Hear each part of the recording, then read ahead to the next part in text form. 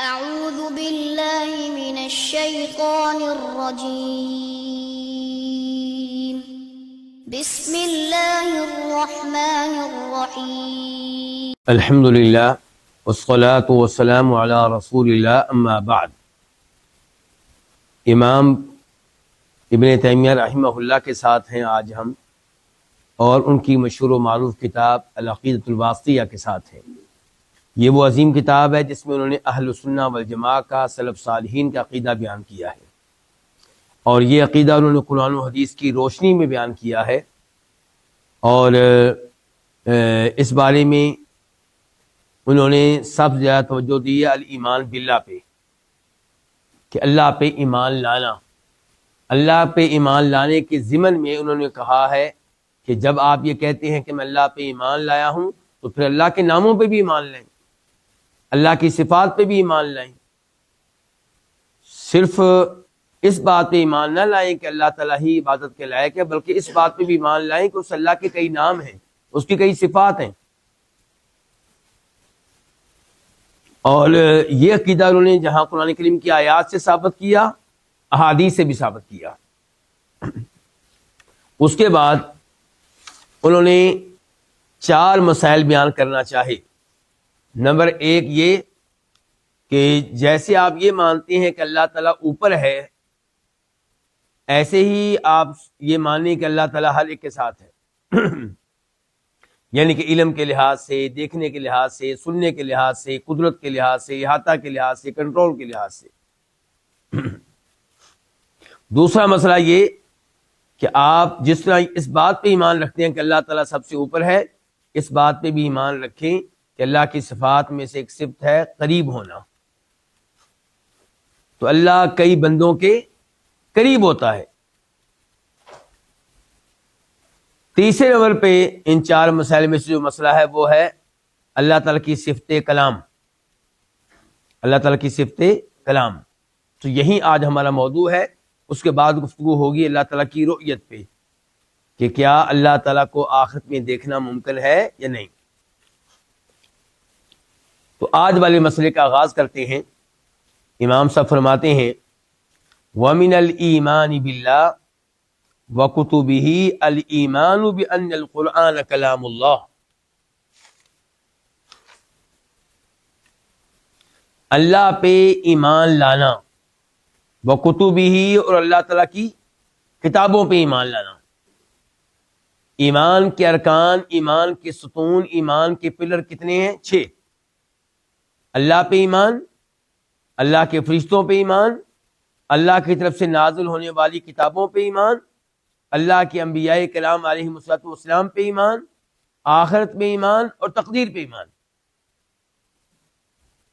تو امام صاحب کہتے ہیں کہ اگر آپ اللہ پہ ایمان لاتے ہیں تو اس بات پہ بھی ایمان لائیں کہ اللہ کلام کرتا ہے۔ اللہ کی صفات میں سے ایک صفت کیا ہے؟ کلام کرنا۔ دوسرے نمبر پہ آپ کا یہ دعویٰ ہے کہ آپ اللہ کی طرف سے نازل کردہ کتابوں پہ ایمان لاتے ہیں۔ تو اگر آپ اللہ کی کتابوں پہ ایمان رکھتے ہیں تو اس کا بھی یہ تقاضا ہے کہ آپ ایمان لائیں کہ قرآن اللہ کا کلام ہے، قرآن اللہ کی کتاب ہے اور یہ اللہ کا کلام ہے۔ دلیل کیا ہے اس بات کی کہ قرآن اللہ کا کلام ہے؟ دلائل بہت سارے ہیں۔ مثال کے طور پہ سورہ توبہ آیت نمبر 6 اللہ تعالیٰ کہتے ہیں وَإِنْ أَحَدٌ مِّنَ الْمُشْرِكِينَ اسْتَجَارَكَ فَأَجِرْهُ حَتَّى يَسْمَعَ كَلَامَ اللَّهِ ثُمَّ أَبْلِغْهُ مَأْمَنَهُ ذَلِكَ بِأَنَّهُمْ قَوْمٌ لَا يَعْلَمُونَ۔ اگر کوئی مشرک آپ سے پناہ مانگے تو آپ اس کو پناہ دے دیں۔ کسی کافر کو، کسی مشرک کو پناہ دینے کا حق کس کو ہے؟ مسلمانوں میں سے کون ہے جو کسی کافر کو پناہ دے سکتا ہے؟ کوئی بھی دے سکتا ہے۔ ادنا سے ادنا مسلمان نے اگر کسی کافر کو پناہ دے دی تو باقی لوگوں کے اوپر واجب ہے کہ وہ اس کی پناہ کو قبول کریں اور اس کو قتل نہ کریں، چاہے وہ ہمارا دشمن ہے۔ یہ بات اسی کافر کی ہو رہی ہے جو ہمارا دشمن ہے، جس سے ہمارا اعلان جنگ ہے۔ جو ویزا لے کر ہمارے ملک میں آ چکا ہے اس کو پناہ دینے کی ضرورت ہی نہیں ہے، وہ تو پہلے ہی پناہ لے کر آیا ہے، اس کو تو سرکار نے پناہ دے دی ہے، حکومت نے پناہ دے دی ہے۔ جو سفیر بن کر آیا ہے اس کو قتل کرنے کے بارے میں سوچا بھی نہیں جا سکتا۔ لیکن یہاں پہ بات ہو رہی ہے اس مشرک و کافر کی جس کی قوم سے ہمارا اعلان جنگ ہے، کوئی معاہدہ نہیں ہے۔ اس قوم کا کوئی کافر، کوئی مشرک آپ سے پناہ مانگے تو آپ اس کو پناہ دے دیں۔ اللہ تعالی نے مخاطب کیا ہے کس کو؟ نبی علیہ الصلوۃ والسلام کو، لیکن یہ حکم ہر مسلمان کے لیے ہے۔ آپ دیکھیں کہ جب مکہ فتح ہوا تھا تو ام ہانی جو کہ سسٹر ہیں، بہن ہیں بلاکس کی، امیر المومنین جناب علی رضی اللہ عنہ کی، جو کہ کزن ہیں، چچا زاد ہیں کس کی؟ ہماری نبی علیہ الصلوۃ والسلام کی، وہ آپ کے پاس آئیں، کہنے لگی اللہ کے رسول میں نے فلاں شخص کو پناہ دی ہے اور میرا بھائی علی کہتا ہے کہ میں تو اس کو قتل کروں گا، میری پناہ کو قبول نہیں کر رہا۔ تو فرمایا نبی علیہ الصلوۃ والسلام نے کہ اے ام ہانی، جس کو تو نے پناہ دے دی اس کو ہم نے پناہ دے دی۔ ایک عورت کی پناہ کو بھی اسلام نے قبول کیا ہے، اور وہ عورت اس جنگ میں کوئی مسلمانوں کی کمانڈر نہیں ہے، کوئی حکمران نہیں ہے، عام عورت ہے۔ عام عورت سے مراد ہے کہ صحابہ کرام کے مقابلے میں عام عورت ہے، ہمارے لحاظ سے نہیں، ہر صحابی کے سامنے ہم تو کچھ بھی نہیں ہے۔ تو بہرحال کوئی بھی مسلمان پناہ دے دے تو باقی لوگوں کو اس کی پناہ قبول کرنی ہوگی۔ البتہ پناہ دینے والے مسلمان کو بھی خیال کرنا چاہیے کہ کیا مجھے اس کو پناہ دینی چاہیے یا نہیں دینی چاہیے۔ بہتر ہوگا کہ اس معاملے کو آپ حکومت پہ چھوڑ دیں، خصوصاً موجودہ ایام میں، موجودہ حالات میں۔ تو اللہ تعالیٰ کہہ لیں اگر کوئی مشرک آپ سے پناہ مانگے تو آپ اس کو پناہ دے دیں، حتی یسمع کلام اللہ، تاکہ وہ سنے اللہ کا کلام۔ اللہ کا کلام کس سے سنے گا؟ مسلمانوں سے۔ مسلمان تلاوت کر رہے ہوں گے اللہ کے کلام کی اور وہ سن لے گا، تو یہ پھر کس کو اللہ کا کلام کہا گیا ہے؟ قرآن کریم کو۔ تو پتہ چلا قرآن کریم اللہ کا کلام ہے۔ اور یہاں سے یہ بھی پتہ چلا کہ مسلمانوں کو چاہیے کہ جو بھی کافر ملے، جو بھی مشرک ملے، اس تک اسلام کا پیغام پہنچانے کی کوشش کریں۔ اللہ تعالیٰ کہہ رہے ہیں اس کافر کو آپ پناہ دیں تاکہ وہ اللہ کا کلام سنیں۔ میری اور آپ کی ذمہ داری ہے کہ ہم ان کفار تک، ان مشرکین تک اللہ کا پیغام پہنچائیں، اللہ کا قرآن پہنچائیں۔ ثم ابلغہ مأمنا، اللہ اکبر، کتنا عظیم دین ہے ہمارا دین۔ فرمایا جب وہ قرآن سن لے، اس کے اوپر حجت قائم ہو جائے، اسلام کے بارے میں اس کے شکوک و شبہات کا ازالہ ہو جائے، اب آپ اس کو پہنچا دیں امن والی جگہ پہ۔ کیا مطلب؟ اب اس کو چھوڑ آئیں اس کے علاقے میں، اس کے ایریے میں، اس کی قوم کے پاس، جہاں وہ مسلمانوں سے محفوظ ہو جائے۔ اب اس کے بعد کبھی ملا تو پھر اس کو قتل کیا جا سکتا ہے، کیونکہ اس کا تعلق اس قوم سے ہے جن کے ساتھ ہمارا کیا ہے؟ اعلان جنگ ہے، جن کے ساتھ ہمارا صلح کا معاہدہ نہیں ہے۔ لیکن اسلام کی خوبی دیکھیے، یہ نہیں کہا کہ قرآن آپ نے سنا لیا وہ پھر بھی مسلمان نہیں ہوتا تو آپ اس کو قتل کر دیں۔ نہیں، آپ نے پناہ دی تھی، اپنی پناہ دینے والے عمل پہ قائم رہیں اور اس کو وہاں پہنچا کر آئیں جہاں وہ مسلمانوں سے محفوظ ہو جائے، اور اس کے بعد پھر کبھی اگر اس سے آمنا سامنا ہوتا ہے تو چونکہ اس کی قوم سے ہمارا معاہدہ صلح نہیں ہے بلکہ اعلان جنگ ہے، تو اس کو قتل کیا جا سکتا ہے۔ لیکن ایسا نہیں ہوگا کہ آپ اس کو مسلمان ملک اور کافر ملک کے بارڈر پہ لے جائیں اور جو ہی اپنے ملک کے بارڈر میں، اپنے اپنے ملک کی زمین میں داخل ہو ادھر سے آپ گولی چلا دیں. نہیں، یہ ایک خیانت ہوگی. اسلام ایسی خیانت کی اجازت نہیں دیتا. اسلام بہت صاف ستھرا دین ہے.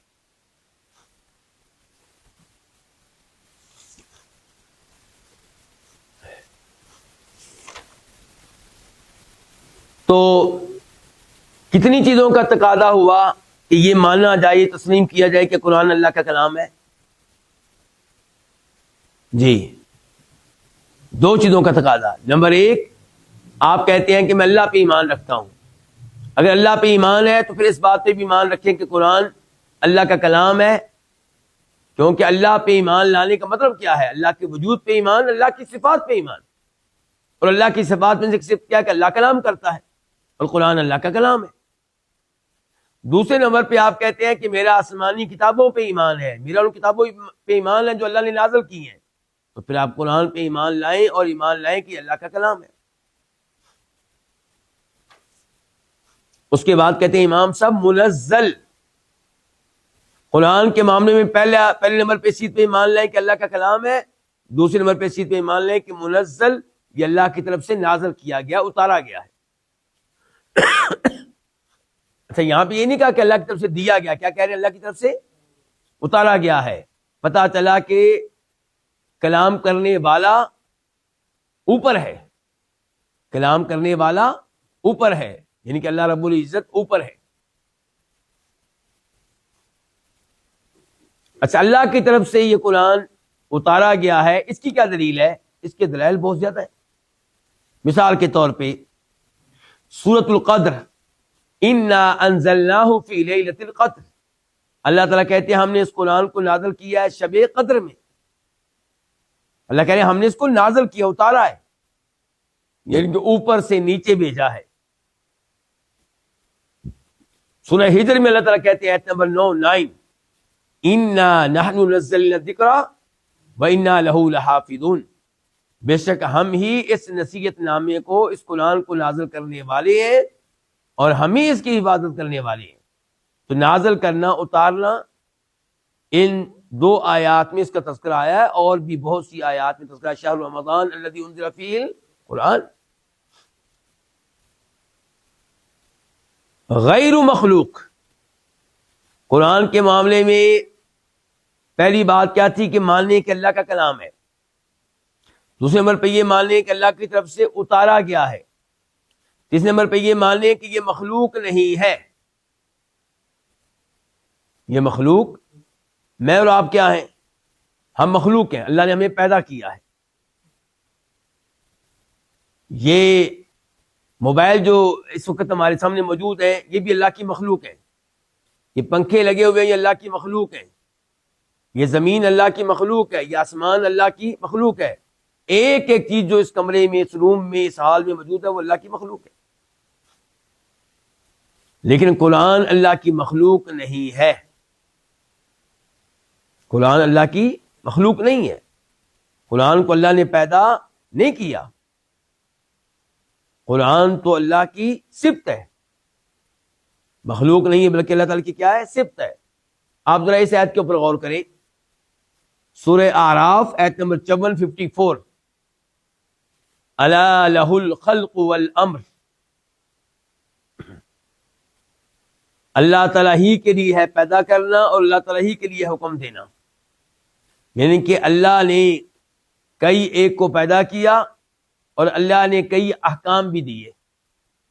اچھا، یہاں پہ اللہ تعالیٰ نے دو چیزوں کا تذکرہ کیا ہے. نمبر ایک کہ میں خالق ہوں، پیدا کرتا ہوں کئی چیزوں کو. نمبر دو، میں حکم دیتا ہوں. تو حکم دینا الگ ہے، پیدا کرنا الگ ہے. اور قرآن یہ اللہ کے امور میں سے امر ہے، اللہ کے احکام میں سے ایک حکم ہے، اللہ کے اوامر میں سے ایک امر ہے. یہ اللہ کی مخلوقات میں سے کوئی مخلوق نہیں ہے. میں معاملہ مزید واضح کرنے کے لیے آپ کو مثال دینا چاہوں گا اس چیز کی جو زیادہ شاید آپ کے نزدیک واضح ہو. اللہ کا چہرہ، ہمارا اس پہ ایمان ہے، اور ہم اللہ سے دعا کرتے ہیں کہ اللہ ہمیں ان میں شامل فرمائے جو روز قیامت اللہ کے چہرے کا دیدار کر سکیں گے. کیا اللہ کا چہرہ اللہ کی مخلوق ہے؟ نعوذ باللہ. نہیں، جیسے ہمیشہ سے اللہ ہے ایسے ہی ہمیشہ سے اللہ کا چہرہ ہے. آپ کبھی نہیں کہیں گے کہ نعوذ باللہ اللہ کا چہرہ اللہ کی مخلوق ہے. اللہ تو خالق ہے اپنے چہرے کے ساتھ، اللہ خالق ہے اپنے ہاتھوں سمیت، اللہ خالق ہے اپنی نگاہوں سمیت. مجھے امید ہے کہ بات واضح ہو چکی ہوگی. تو ایسے ہی اللہ تعالیٰ صاحب کلام ہے، کلام کرتا ہے، اور قرآن اللہ کا کلام ہے، اللہ کی صفت ہے، مخلوق نہیں ہے. قرآن کو مخلوق قرار دینا یہ گمراہی ہے، اور یہ عقیدہ اپنایا کنہوں نے؟ معتزلہ نے. اور مامون جو ایک بادشاہ گزرا ہے، اس کے زمانے میں اس غلط عقیدے کی وجہ سے بہت سے علماء کرام کو سزائیں ملیں، آزمائشوں سے گزرنا پڑا. معتزلہ اس زمانے میں بادشاہ کو اپنے عقیدے سے متاثر کر چکے تھے، اور یہ عقیدہ اختیار کر چکے تھے کہ قرآن اللہ کی کیا ہے؟ مخلوق ہے. علماء کرام پہ وہ زمانہ بہت بھاری گزرا، جیلوں میں ڈالا گیا، کوڑے مارے گئے، اور بہت سے علماء کرام نے اللہ تعالیٰ کی رخصت سے فائدہ اٹھایا. اللہ کی طرف سے کیا رخصت ہے؟ کہ اگر آپ کو مجبور کیا جائے کسی غلط عقیدے پہ، آپ کی جان کو خطرہ ہو، تو آپ اپنی جان بچانے کے لیے اس غلط عقیدے کے بارے میں کہہ سکتے ہیں کہ میرا یہ عقیدہ ہے، لیکن دل آپ کا مطمئن نہ ہو. شرط یہ ہے، اگر دل بھی مطمئن ہوگا پھر تو آپ کافر ہو گئے، مرتد ہو گئے. لیکن دل میں یہ ہے کہ یہ عقیدہ غلط ہے، جان بچانے کے لیے آپ وہ بات کہہ دیتے ہیں جو وہ شخص آپ سے منوانا چاہتا ہے، جو زبردستی کر رہا ہے، جس کے ہاتھ میں تلوار ہے، جس کے ہاتھ میں پسٹل ہے، تو انشاءاللہ اس سے آپ کافر نہیں ہوں گے. افضل کیا ہے، اعلیٰ کیا ہے کہ آپ زبان سے بھی کلمہ کفر نہ کہیں اور شہید ہو جائیں. لیکن اگر کوئی افضل کی بجائے جائز کی طرف آتا ہے تو مجھے اور آپ کو اس کو ملامت کرنے کا حق حاصل نہیں ہے. اگر کوئی آج بھی عالم دین کسی جگہ اپنی جان بچانے کے لیے کلمہ کفر کہہ دیتا ہے تو اس کا مذاق اڑانا غلط ہوگا. جب اللہ نے اجازت دے دی ہے تو آپ کون ہوتے ہیں مذاق اڑانے والے؟ تو بہرحال اس موقع پہ بہت سے علماء کرام نے یہ الفاظ کہے اور کہا کہ قرآن واقعی اللہ کی مخلوق ہے، اور اس نے ان کو معافی مل گئی. اور کچھ علماء کرام نے دوسرا طریقہ اختیار کیا، انہوں نے زبان سے بھی کلمہ کفر نہیں کہا، لیکن ایسے الفاظ ادا کیے جن سے بادشاہ یہ سمجھے کہ اس نے وہ عقیدہ اپنا لیا ہے جو میں کہنا چاہتا ہوں اور عقیدہ اسے کہلوانا چاہتا ہوں، جبکہ عالم دین نے وہ عقیدہ زبان سے بھی نہیں کہا ہوتا تھا. مثال کے طور پہ وہ کہتے تھے علماء کرام کئی ایک کہ دیکھیں تورات، انجیل، زبور، قرآن، یہ چاروں اللہ کی مخلوق ہے. آپ نہیں سمجھے، ان کا مطلب یہ ہوتا تھا کہ یہ چار انگلیاں اللہ کی مخلوق ہے. بادشاہ سمجھ رہا ہے کہ چاروں کتابوں کے بارے میں مان گیا کہ یہ اللہ کی مخلوق ہے، لیکن وہ کیا ظاہر کر رہے ہیں کہ یہ چار، یعنی کہ وہ اپنے دل میں کیا بات رکھے ہوئے ہیں کہ چار انگلیاں اللہ کی مخلوق ہے. تو اس قسم کی ان کی صورتحال کا سامنا کرنا پڑا علماء حق کو. امام احمد بن حنبل رحمہ اللہ درست عقیدے پہ ڈٹ گئے، انہوں نے عزیمت کا راستہ اختیار کیا، اور انہوں نے سمجھا کہ یہ میری ذات کا معاملہ نہیں ہے. اگر میں مان گیا کہ قرآن اللہ کی مخلوق ہے تو پبلک بھی یہ عقیدہ اختیار کر لے گی، ایک دنیا گمراہ ہو جائے گی. چنانچہ انہوں نے ماریں کھائیں، کوڑے برداشت کیے مامون سے، مامون کے بعد میں آنے والے بادشاہ سے، پھر تیسرا بادشاہ آیا تو پھر کہیں جا کے ان کی جان چھوٹی. تقریباً تین بادشاہوں سے انہوں نے ماریں کھائی ہیں، تین بادشاہوں کے زمانے میں جیل میں گئے ہیں. اور یہاں پہ یہ بھی ذہن میں رکھنا آپ نے کہ یہ عقیدہ جس کا ان سے مطالبہ کیا جا رہا تھا یہ بدعت پہ مشتمل تھا کہ کفر پہ مشتمل تھا؟ کفر پہ مشتمل تھا. تو امام احمد بن حنبل رحمہ اللہ سے جس عقیدے کا مطالبہ کیا جا رہا تھا کفری عقیدہ تھا، لیکن امام احمد بن حنبل رحمہ اللہ نے حکمرانوں کو کافر قرار نہیں دیا اور نہ ہی بغاوت کا اعلان کیا، خروج کا اعلان کیا۔ یہ نہیں کہا میرے ماننے والے، میرے شاگرد تلواریں لے کے آئے، ہم اس حکومت کا مقابلہ کریں گے، نہیں، ایسا نہیں کیا۔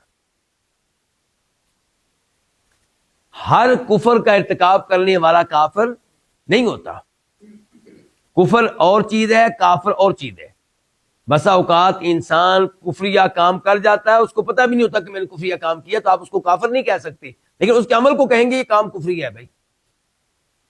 بسا اوقات ہمارے سلفی بھائی کو ایسا کام کر جاتے ہیں، ایسے الفاظ کہہ جاتے ہیں جو بدعت پہ مشتمل ہوتے ہیں، کیا اب آپ اس کو بدعتی کہیں گے؟ نہیں، کیونکہ جو ہی اس کو پتا چلے گا کہ بدعت ہے وہ دور ہو جائے گا، پہلے اس کو پتہ ہی نہیں تھا، تو ہم کہیں گے اس نے کام بدعتیوں والا کیا ہے لیکن خود یہ بدعتی نہیں ہے۔ تو کفر اور کافر میں فرق ہے، بدعت اور بدعتی میں فرق ہے۔ تو امام احمد بن حنبل رحمہ اللہ نے حکمرانوں کی طرف سے غلط عقیدے کا جو مطالبہ تھا اس کو قبول نہیں کیا، لیکن اعلان جنگ بھی نہیں کیا، خروج بھی نہیں کیا، لوگوں کے راستے بھی بند نہیں کیے، فوج اور پولیس کو قتل نہیں کیا۔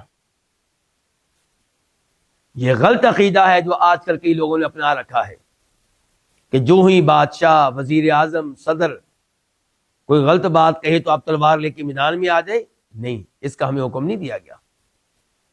ہمیں حکم دیا گیا ہمیشہ حکمرانوں کی اطاعت کرنے کا، ان کی بات ماننے کا، البتہ ان کے 100 آرڈرز میں سے 50 آرڈر میں سے جو 2 3 4 غلط آرڈر ہیں وہ آپ نہیں مانیں گے، لیکن ان 3 4 آرڈر کی وجہ سے عوام کو آپ اکسائیں، بغاوت پہ آمادہ کریں، اس کی اسلام میں قطعاً اجازت نہیں ہے۔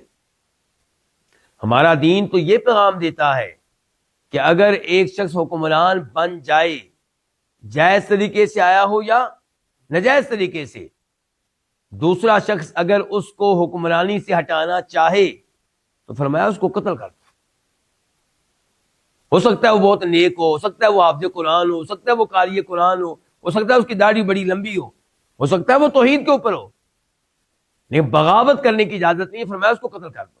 اس ایک آدمی کا قتل ہو جانا بہتر ہے اس سے کہ اس کا جتھا مضبوط ہو، اس کا لشکر مضبوط ہو، فوج کی اور اس کی لڑائی ہو، اور پھر ادھر سے بھی ہزاروں قتل ہو، ادھر سے بھی ہزاروں قتل ہو۔ آج آپ سوڈان میں دیکھ رہے ہیں کیا صورتحال ہے، دونوں طرف سے لڑنے والے مسلمان، دونوں طرف سے لڑنے والے سوڈانی، اور پبلک کو نقصان ہو رہا ہے، عورتوں کی عزتیں لٹ رہی ہیں، کاروبار تباہ ہو چکا ہے، قتل عام جاری ہے۔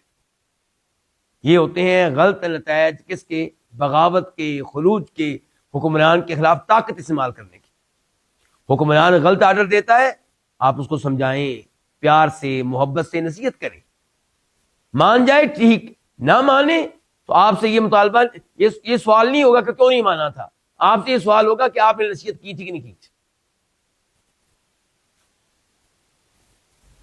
اچھا، عجیب بات یہ ہے کہ یہی لوگ جو مسلمان حکمران کے خلاف طاقت استعمال کرنے کے قائل ہیں، تشدد کے قائل ہیں، اگر یہی طاقت میں فتویٰ دوں، میرا فتویٰ ویسے غلط ہوگا، صحیح نہیں ہوگا، لیکن فرض کرتا ہوں میں فتویٰ دوں، کوئی عالم دین فتویٰ دے کہ جناب یہ کافروں کو قتل کر دو، انہوں نے کیا کہنا ہے؟ ظلم ہے جی، انہوں نے کہنا ہے ظلم ہے، کافروں کو قتل کرنا کیا ہے؟ ظلم ہے، کیوں قتل کریں جی ان کو؟ حالانکہ وہ شرک کرنے والے ہیں، کفر کرنے والے ہیں۔ اچھا، اپنا مسلمان حکمران وہ غلطی کرے تو جی اب تشدد، اب طاقت، فوج کو قتل کرو، پولیس کو قتل کرو۔ عجیب رویہ ہے ہمارا۔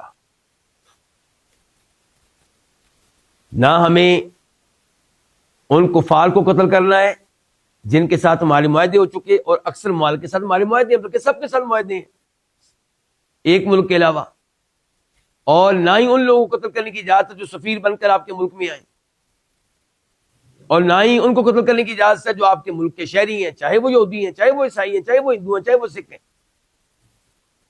اور نہ ہی مسلمان حکمران کو قتل کرنے کی اجازت ہے، نہ پولیس کو قتل کرنے کی اجازت ہے، نہ فوج کو قتل کرنے کی اجازت ہے۔ نصیحت ہے وہ آپ کرتے رہیں۔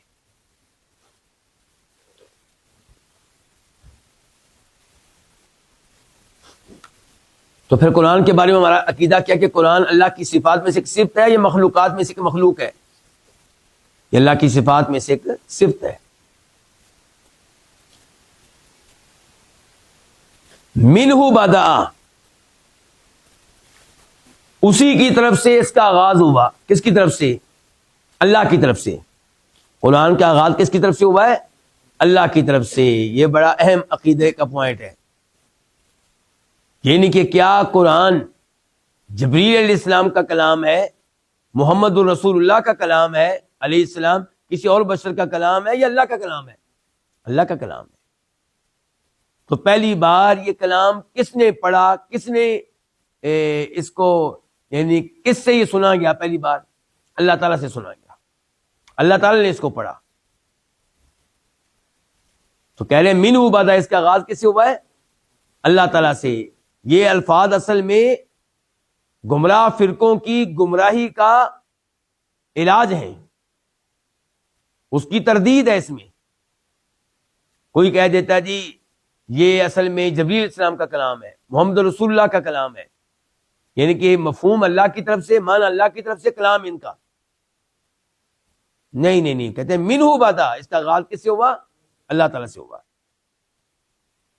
آپ اس آیت پہ غور کریں، سورہ شعراء آیت نمبر 192 سے لے کے 102 تک، 192 192 193 194، یہ 192 193 194. وَإِنَّهُ لَتَنزِيلُ رَبِّ الْعَالَمِينَ، یہ قرآن یقیناً اتارا گیا ہے کس کی طرف سے؟ رب العالمین کی طرف سے. نزل بہ الروح الامین، اس کو لے کر اترے ہیں کون؟ روح الامین جبریل علیہ السلام، علی قلبک، آپ کے دل پہ. اللہ کے رسول جبریل لے کر آئے ہیں، لے کر اترے آپ کے دل پہ. لتکون من المنذرین، تاکہ آپ اس کے ذریعے تبلیغ کریں، اس کے ذریعے لوگوں کو ڈرائیں، اللہ کے عذاب سے خبردار کریں.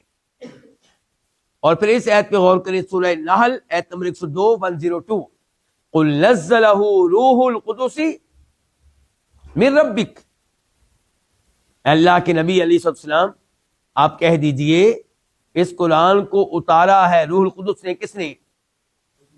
جبریل علیہ السلام نے. اتارا ہے کہاں سے؟ لے کر من ربک، تیرے رب کی طرف سے.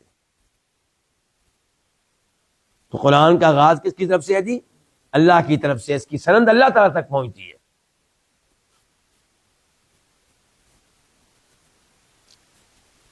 وَإِلَيْهِ يَعُودُ، اور اللہ ہی کی طرف یہ قرآن واپس جائے گا. اللہ ہی کی طرف یہ قرآن واپس جائے گا. اس کا کیا معنی ہے؟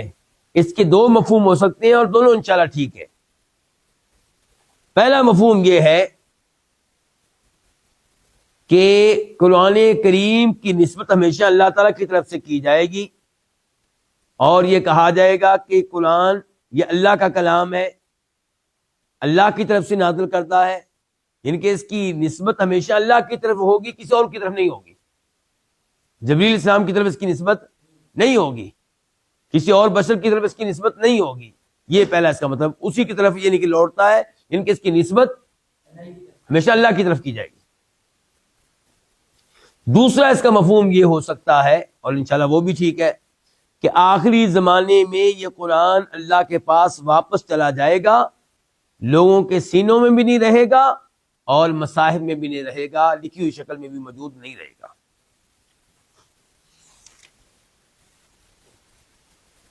یہ جو دوسرا مفہوم ہے، اس کی دلیل امام ابن ماجہ رحمہ اللہ اپنی سنن میں روایت کرتے ہیں. حدیث کے نمبر ہے 4049 اور اس حدیث کو شیخ البانی رحمہ اللہ نے قابل قبول قرار دیا ہے. اپنی کتاب السلسلہ صحیحہ میں اس کو درج کیا ہے، وہاں پہ اس کا نمبر ہے 87 حدیث کے الفاظ کیا ہیں اور راوی کون ہے؟ حذیفہ بن یمان رضی اللہ تعالیٰ عنہ. کہتے ہیں کہ یدرس الاسلام، کون کہتے ہیں؟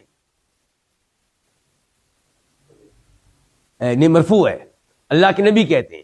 کون کہہ رہے ہیں؟ اللہ کے نبی علیہ الصلوۃ والسلام.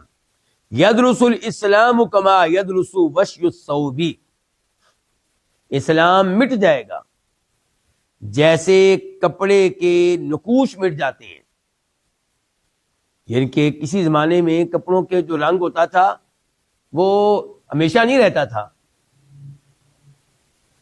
جب کپڑوں کو رنگین کرنے کا جو سسٹم جو تھا وہ اتنا اعلیٰ نہیں تھا. سفید کپڑا ہوتا، اس کو پھر رنگ کرتے، رنگ سال بعد، 2 سال بعد، 3 سال بعد، 10 سال کے بعد ختم ہو جاتا، یا اس کے اوپر جو نقش ہوتے تھے وہ ختم ہو جاتے، نقش و نگار. کہتے ہیں یدرس الاسلام، اسلام مٹ جائے گا، کما یدرس وش الثوب، جیسے کپڑے کے نقوش مٹ جاتے ہیں. حتی لا یدرا ما صیام ولا صلاۃ ولا نسک ولا صدقۃ، حتیٰ کہ کسی کو یہ پتہ نہیں ہوگا کہ روزہ کس کو کہتے ہیں، نماز کس چیز کا نام ہے، اور حج کیا چیز ہے، اور صدقہ کس چیز کو کہتے ہیں. وَلَا يُسْرَى عَلَى كِتَابِ اللَّهِ عَزَّ وَجَلَّ فِي لَيْلَةٍ، اللہ کی کتاب کو ایک ہی رات میں اٹھا لیا جائے گا. فَلَا يَبْقَى فِي الْأَرْضِ مِنْهُ آیَةٌ، تو زمین پہ قرآن کریم کی کوئی بھی آیت باقی نہیں رہے گی.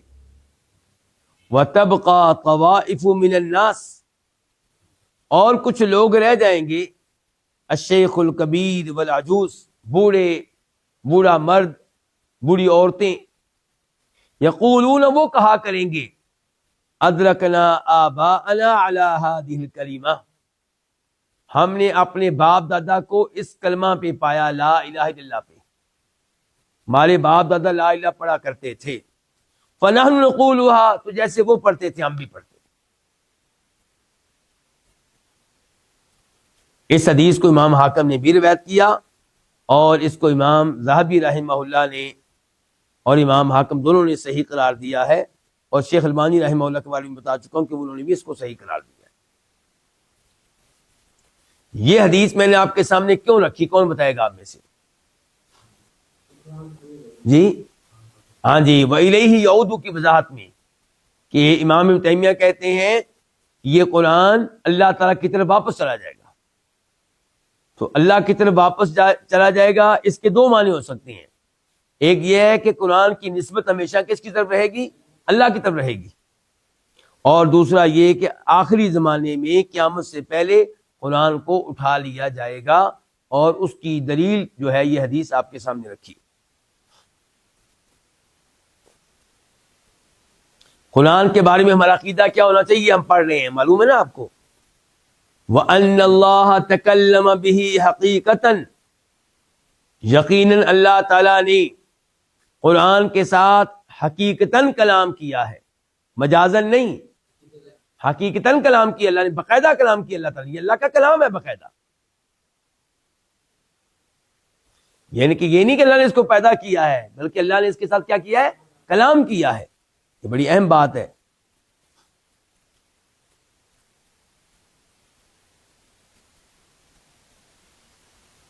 ہمارے پاس ایک اصول ہے کہ اللہ کی صفات ساری حقیقی ہیں، ہم اللہ کی کسی بھی صفت کو مجاز پہ محمول نہیں کریں گے.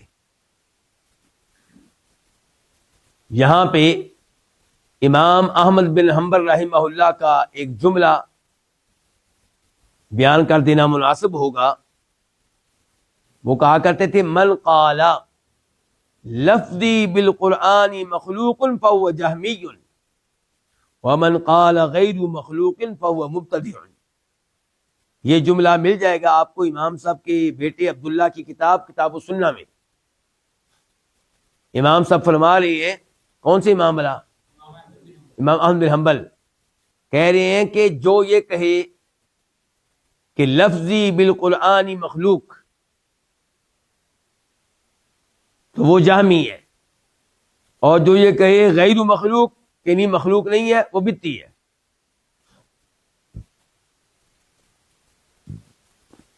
لفظی بالقرآن اس کے 2 مطلب ہو سکتے ہیں. نمبر 1، لفظ کو آپ کیا بنائیں، مصدر، کہ میرا قرآن پڑھنا، میرا قرآن پڑھ کی قرآن کے الفاظ کی ادائیگی کرنا، یہ چیز مخلوق ہے.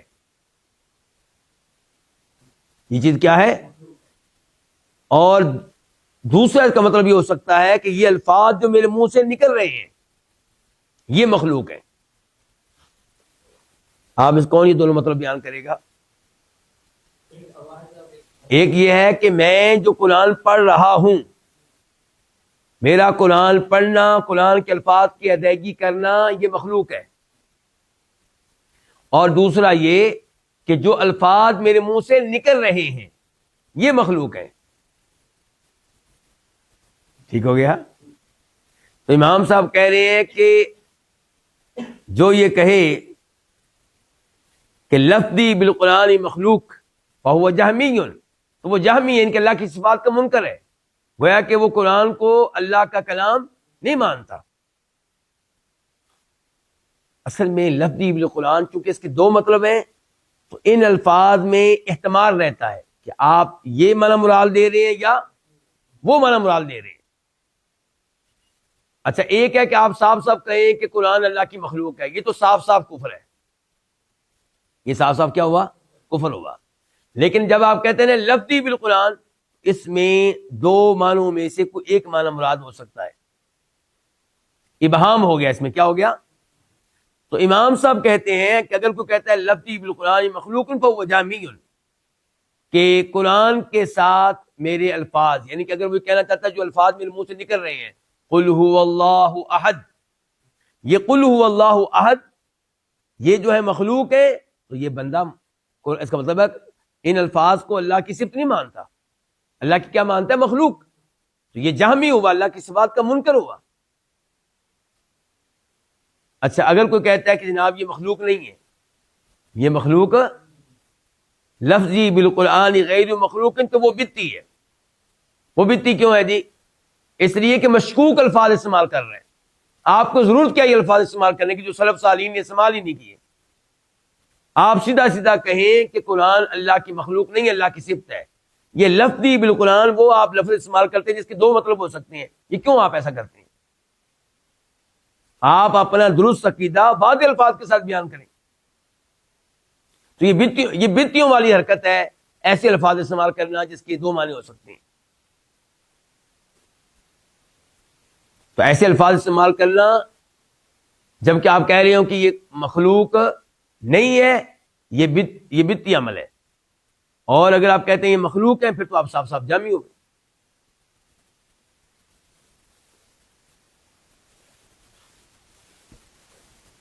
تو ویسے یہ مسئلہ کیونکہ شروع ہو گیا تو میں واضح کر دوں، میرا اور آپ کا قرآن کی تلاوت کرنا، میرا اور آپ کا قرآن کے الفاظ کی ادائیگی کرنا، یہ جو عمل ہے یہ عمل واقعی مخلوق ہے. میرا قرآن پڑھنا مخلوق ہے، قرآن پڑھتے ہوئے جو الفاظ میرے منہ سے نکل رہے ہیں وہ اللہ کی صفت ہے. قل هو اللہ احد، یہ جو میں نے تلاوت کی ہے، میرا تلاوت کرنا مخلوق ہے، لیکن جن الفاظ کی میں نے تلاوت کی ہے وہ مخلوق نہیں، وہ اللہ کی صفت ہے. واضح ہو گیا؟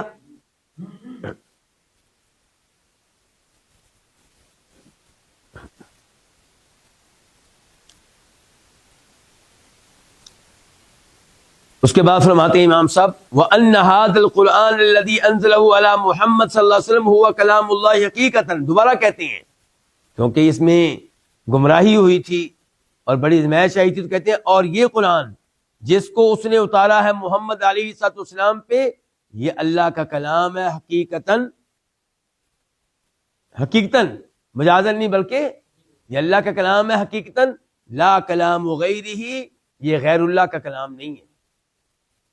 یعنی کہ یہ جبریل علیہ السلام کا کلام، یہ محمد علیہ السلام کا کلام نہیں ہے.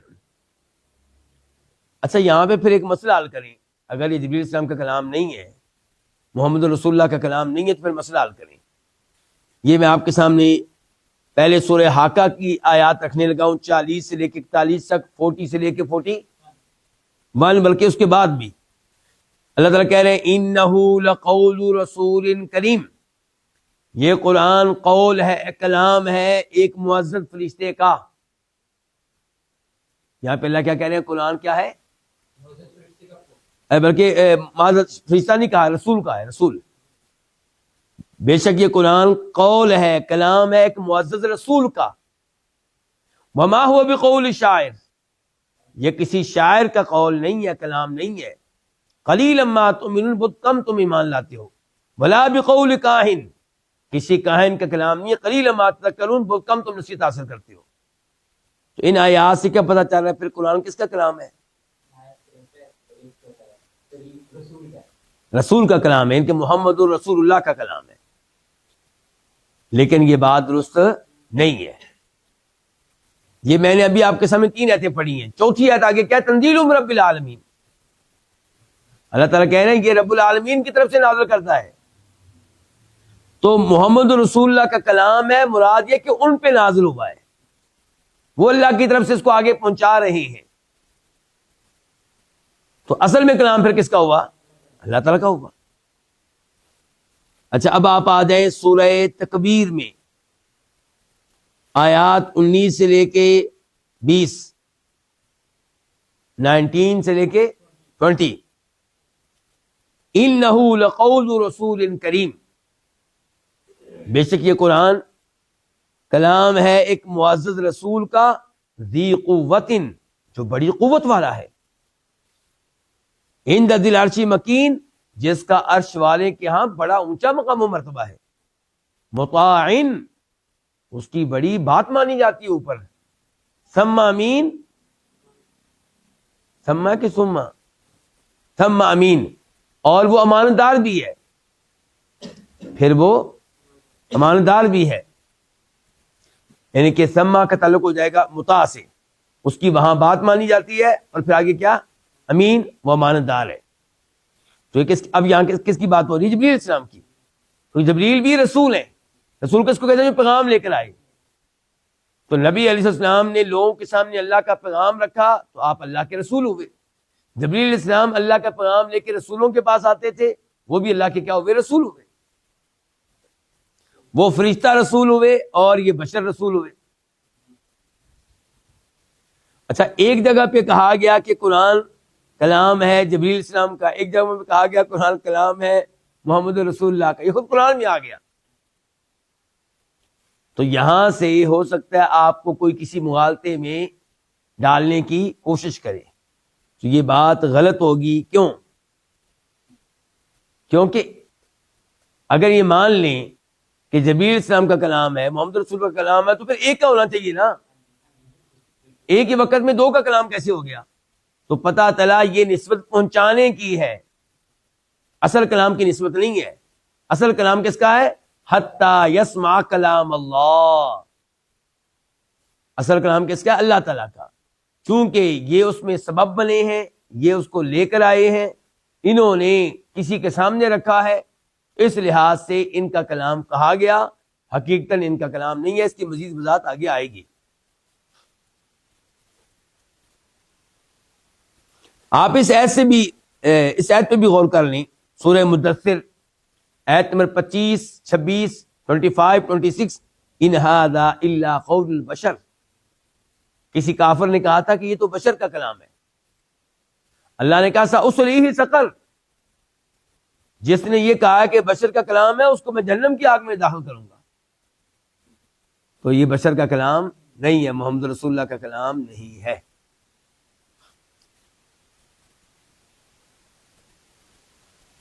آگے فرماتے ہیں امام صاحب، کون سے امام صاحب بلا؟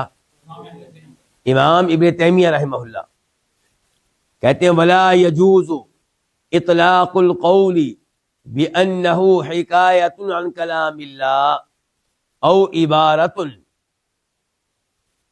یہ بات مطلق طور پہ کہنا کہ قرآن کریم اللہ کے کلام کی حکایت ہے یا اللہ کے کلام سے عبارت ہے، تو یہ کہنا ٹھیک نہیں ہے. اس کا کیا مطلب ہے؟ آپ یہ کہیں کہ الفاظ اللہ کی طرف سے نہیں ہے لیکن معنی اللہ کی طرف سے ہے. الفاظ اللہ کی طرف سے نہیں ہے بلکہ لیکن معنی اللہ کی طرف سے ہے۔ کلابیہ کہتے ہیں کہ قرآن جو ہے یہ اللہ کے کلام کی حکایت ہے، اور اشاعرہ کہتے ہیں کہ اللہ کے کلام سے عبارت ہے، یعنی کہ اللہ تعالیٰ نے جبریل علیہ السلام میں یہ اللہ کے رسول کے ہاں معنی بھیج دیا، انہوں نے اپنے الفاظ میں آگے رکھ دیا۔ ٹھیک ہو گیا؟ تو اس قسم کا انہوں نے عقیدہ اپنایا ہے، اور یہ بڑا خطرناک عقیدہ ہے۔ اس لیے ہمارے امام صاحب ابن تیمیہ کہہ رہے ہیں کہ یہ کہنا جائز نہیں ہے کہ قرآن اللہ کے کلام کی حکایت ہے یا اللہ کے کلام سے یہ عبارت ہے۔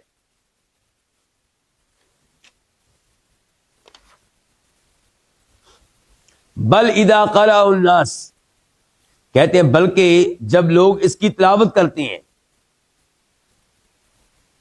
او کتبوہ، یا اس کو لکھتے ہیں، فی المصاحف، کہاں؟ مصاحف میں، کتابی شکل دیتے ہیں، لکھی شکل دیتے ہیں، تو لم یخرج بذلک عن ان یکون کلام اللہ حقیقتا، تو لوگوں کے تلاوت کر لینے سے یا اس کو کسی کاغذ پہ لکھ لینے سے یہ اس بات سے خارج نہیں ہو جاتا کہ اللہ کا کلام حقیقی طور پہ، پھر بھی اللہ کا کلام حقیقی طور پہ تلاوت میں کروں، آپ کریں، تب بھی اللہ کا کلام ہے حقیقتاً، میں اس کو لکھوں کسی جگہ یا آپ لکھیں تب بھی اللہ کا کلام ہے حقیقتاً۔ فَإِنَّ الْكَلَامَ إِنَّمَا يُضَافُ حَقِيقَةً إِلَى مَنْ قَالَهُ مُبْتَدِئًا لَا إِلَى مَنْ قَالَهُ مُبَلِّغًا مُؤَدِّيًا، کیونکہ کلام کی اضافت حقیقتاً اس کی طرف کی جاتی ہے جس نے وہ کلام ابتدائی طور پہ کہا ہو، نہ کہ اس کی طرف کی جاتی ہے جس نے بطور مبلغ کہا ہو، بطور قاصد کہا ہو، آگے پہنچانے کے انداز میں کہا ہو۔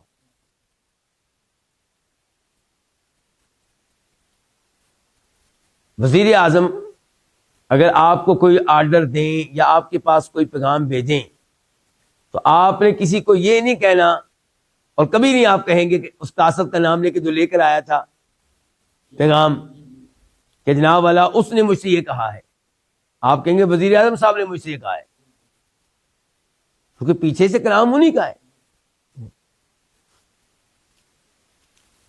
امام صاحب پھر کہتے ہیں وَهُوَ كَلَامُ اللَّهِ، قرآن اللہ کا کلام ہے، حروفہ و معانیہ، اس کے حروف بھی اللہ کا کلام ہے، اس کے معنی بھی اللہ کا کلام ہے، یعنی کہ الفاظ بھی اللہ کی طرف سے اور معنی مفہوم بھی اللہ کی طرف سے۔ یہ عقیدہ ہوا کن کا؟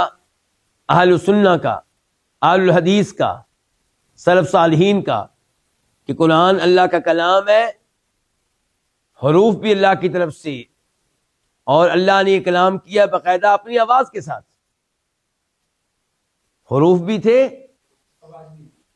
جب اللہ تعالیٰ کہیں گے روز قیامت وَإِذْ قَالَ اللَّهُ يَا عِيسَى ابْنَ مَرْيَمَ أَأَنْتَ قُلْتَ لِلنَّاسِ، جب اللہ تعالیٰ عیسیٰ ابن مریم سے کہیں گے اے عیسیٰ کیا تو نے لوگوں سے کہا تھا، یا عیسیٰ ابن مریم، تو یا عیسیٰ ابن مریم اس کے حروف ہیں کہ نہیں ہیں؟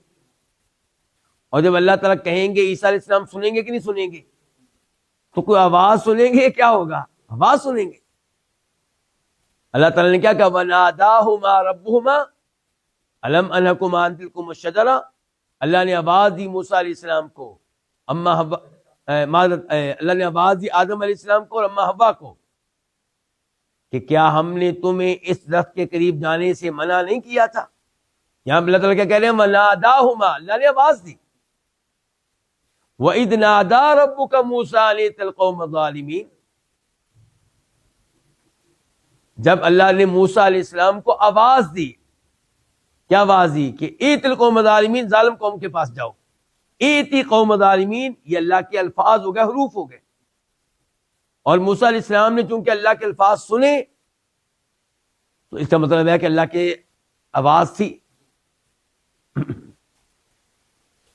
تو اہل سنہ کا عقیدہ ہے کہ قرآن حقیقتاً اللہ کا کلام ہے اور اس کے باقاعدہ حروف ہوتے ہیں، اور جب اللہ نے کلام کیا اس کی باقاعدہ آواز سنی جبریل علیہ السلام نے۔ لیس کلام اللہ الحروف دون المعانی، اللہ کا کلام صرف حروف کا نام نہیں ہے معانی کو چھوڑ کر۔ یہاں پہ تردید کر رہے ہیں امام صاحب ان کی معتزلہ کی اور جہمیہ کی، کن کی تردید کر رہے ہیں؟ معتزلہ کی اور جہمیہ کی، اور کہہ رہے ہیں کہ اللہ کا کلام صرف حروف نہیں ہے معانی کو چھوڑ کر۔ ان لوگوں کا عقیدہ کیا ہے کہ کلام حروف کا نام ہے، اللہ کا کلام عبارت ہے ایسے حروف سے، ایسی آواز سے جن کو اللہ نے پیدا کیا۔ کیا کیا؟ اللہ نے پیدا کیا حروف کو، آواز کو، اور اللہ نے اس کلام کو عزت بخشنے کے لیے، شرف بخشنے کے لیے نسبت اپنی طرف کر دی۔ جیسے اللہ تعالیٰ کہتے ہیں بیت اللہ، اللہ کا گھر، تو کیا اللہ اس گھر میں نعوذ باللہ رہتے ہیں؟ اللہ نے اس کی نسبت اپنی طرف کی ہے یہ بتانے کے لیے کہ بڑا عظیم گھر ہے۔ ناقۃ اللہ، اللہ کی اونٹنی، کس کو کہا گیا؟ سمود علیہ السلام کی طرف جو اونٹنی بھیجی گئی تھی۔ ساری اونٹنی ہی اللہ کی مخلوق ہے، قوم سمود، اور ساری اونٹنی اللہ کی مخلوق ہے، لیکن جو سمود قوم کی طرف بھیجی گئی تھی اونٹنی، وہ خاص اللہ کا معجزہ تھی، اس کو خاص طور پہ کہا گیا اللہ کی اونٹنی۔ تو یہ کہتے ہیں کہ اللہ تعالیٰ نے یہ جو حروف اور آوازیں پیدا کی ہیں، ان کو اللہ نے اپنا کلام کہہ دیا شرف بخشنے کے لیے، ورنہ ایسا نہیں کہ اللہ نے کلام خود کیا ہو، بلکہ یہ اللہ کی مخلوق ہے۔ تو امام صاحب کہہ رہے ہیں کہ اللہ کا کلام، قرآن اللہ کا کلام ہے، اس کے حروف بھی، اس کے معنی بھی۔ اللہ کا کلام صرف حروف کا نام نہیں ہے معانی کو چھوڑ کر، وَلَلْمَعَانِي دُونَ الْحُرُوفِ، اور نہ ہی اللہ کا کلام آپ معانی کو کہہ سکتے ہیں حروف کو چھوڑ کر۔ اب امام صاحب نے تردید کر دی ہے کن کی؟ کلابیہ کی اور اشاعرہ کی۔ ان کا موقف کیا ہے کہ اللہ کا کلام نفسی ہے، اللہ کا کلام کیا ہے؟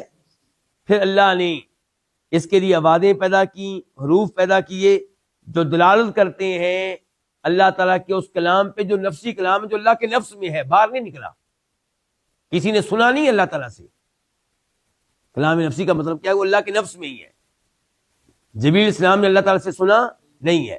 تو یہ سارے عقائد غلط ہیں، اور صحیح عقیدہ پھر وہی ہے جو تفصیل کے ساتھ امام صاحب نے بیان کر دیا کہ قرآن اللہ کا حقیقی کلام ہے، اللہ کی طرف سے نازل ہوا ہے، مخلوق نہیں ہے، اسی کی طرف سے آغاز ہوا ہے، اسی کی طرف واپس چلا جائے گا، اور اللہ نے اس کے ساتھ حقیقتاً کلام کیا ہے۔ اور اللہ کا کلام نام ہے حروف کا، اور اس کی باقاعدہ آواز تھی جب بھی اللہ نے کسی سے کلام کیا، جیسے موسیٰ علیہ السلام سے کلام کیا تھا طور پہاڑ پہ، ہمارے نبی سے کلام کیا تھا معراج کے موقع پہ۔ انہوں نے اللہ کا کلام سنا اللہ کی آواز کے ساتھ، اللہ کے حروف کے ساتھ، اور یہی ہمارا عقیدہ ہونا چاہیے قرآن کریم کے بارے میں، یہ اللہ کا کلام ہے حروف کے ساتھ اور آواز کے ساتھ۔